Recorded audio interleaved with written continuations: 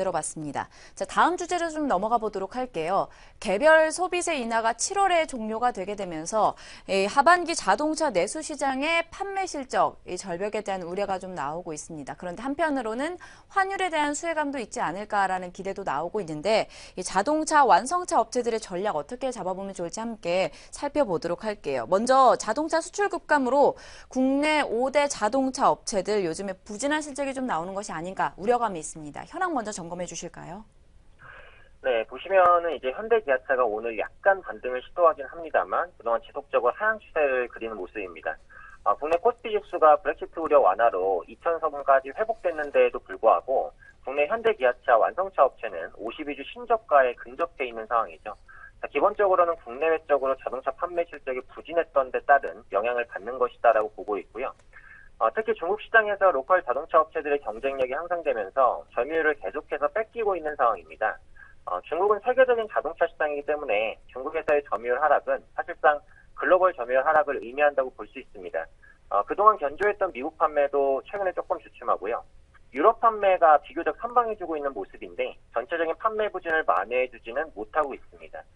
해외뿐만이 아니라 국내 사정도 비슷하죠. 수입차 공세가 확대되면서 현대기아차의 국내 시장 점유율은 위축되고 있는 모습이 계속되고 있습니다.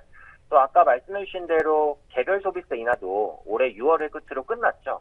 이 부분이 국내 자동차 구매 촉진에 분명 도움을 줬었는데 이제 가격적인 매력도 사라졌다라는 거죠. 끝으로 배기가스 연비 조작 파문으로 인해서 자동차주에 대한 투자 심리가 상당히 악화가 됐습니다. 독일 폭스바겐과 일본 미쓰비시 자동차를 비롯한 글로벌 자동차 업체들이 배기가스와 연비 스캔들에 휘말리면서 자동차주에 대한 신뢰도 저하로 연결되는 부분도 현재 자동차주의 악재다 이렇게 보시면 될 것 같습니다. 네, 환율 전망에 대해서 자동차주들 어떠한 영향이 미쳐지는지 궁금한데 정말 환율 수에 대한 수혜감이 있을지 어떻게 보고 계신지 궁금합니다. 사실 그동안 환율은 자동차주에는 좀 우호적이었죠. 원화가 전반적인 약세 기조를 띄었기 때문에. 그래서 2분기 실적이 어느 정도 선방해질 것이다 라는 기대감이 있는 것도 사실인데 앞으로는 환율도 자동차주에 웃어주는 환경은 아닐 가능성이 높습니다. 브렉시트 우려 완화로 안전자산 선호 심리가 상당 부분 완화가 됐죠. 금가격 상승세도 제동이 걸린 모습이고요. 그래서 원화 가치가 최근에는 점진적인 반등세를 보여주고 있습니다. 특히 일본과 경합관계에 우리나라는 이제 위치해 있죠. 엔화 가치가 상당히 중요한데 일본의 부양정책 기대가 커지면서 엔화는 하락 반전한 모습이죠. 니혼게이자이 신문은 일본의 경기 부양책 규모가 10조 엔 이상이 될 가능성이 있다라고 보도하면서 헬리콥터원이 얘기까지 나오고 있는 상황입니다. 또 미국 금리 인상 예상 시기도 계속해서 미뤄지고 있죠. 연내 한 차례 정도 금리 인상을 예상하고 있고 거의 연말까지 컨센서스가 조정이 되고 있습니다. 원화가 추가적인 반등을 보일 가능성이 높고요. 자동차주에 역시 이런 환율은 앞으로 더더욱 좋지 않은 여건으로 작용할 것으로 예상되고 있습니다. 네, 마지막으로 자동차주에 있어서 투자 전략을 어떻게 잡아보면 좋을지 그리고 어떠한 종목에 관심을 가지고 계신지 이야기해 주시면 좋을 것 같습니다. 그래서 이제 앞서 말씀드린 요인들로 인해서 단기적으로는 완성차 업체를 당장 매수하기는 어렵다라고 보여지고 있고요. 굳이 접근을 한다면 장기적 관점에서 분할 매수 접근 정도만 가능하지 않을까 싶습니다.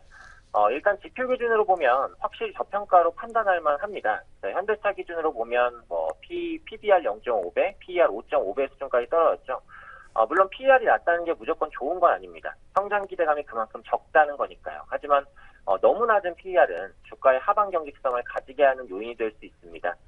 지금 완성차 업체가 싼 것은 분명한 것 같아요. 시간에 투자할 수 있을 것으로 보이고요. 조금 단기적으로 시각을 돌려서 보자면 완성차 업체보다는 부품주가 투자의 우위에 있다라고 생각합니다. 앞으로 전기차나 자율주행차, 스마트카 등이 빠른 성장을 보일 것으로 예상되고 있기 때문에 부품주의 역할은 계속해서 커진다라고 보여지고 있고요. 실제 만도나 하는 시스템, 현대모비스도 확실히 완성차 업체보다 주가는 좋은 모습입니다. 그래서 부품업체가 지금은 완성차 업체보다 투자에 있어서 상대적 우위에 있다라고 보고요. 관심 종목으로는 MS 오토텍을 말씀드리겠습니다.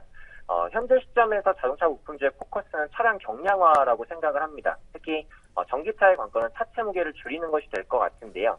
동사 같은 경우에는 핫스탬핑이라는 기술을 보유하고 있어요. 이게 기존 프레스 방식보다 한 30% 정도 가볍게 만들 수 있는 기술이고 실제 동사가 테슬라의 신모델에도 부품 공급 계약을 맺었기 때문에 앞으로 성장 모멘텀에 있어서 한번 관심 가져볼 만한 부품주다 이렇게 말씀드리도록 하겠습니다. 네, 네, 이렇게 해서 시장의 이슈 점검해 보면서 투자 전략 만들어 보았습니다. 오늘 파이널 타겟 시간 AR인베스트의 오현진 팀장과 함께했습니다. 오늘 말씀 고맙습니다. 네, 감사합니다.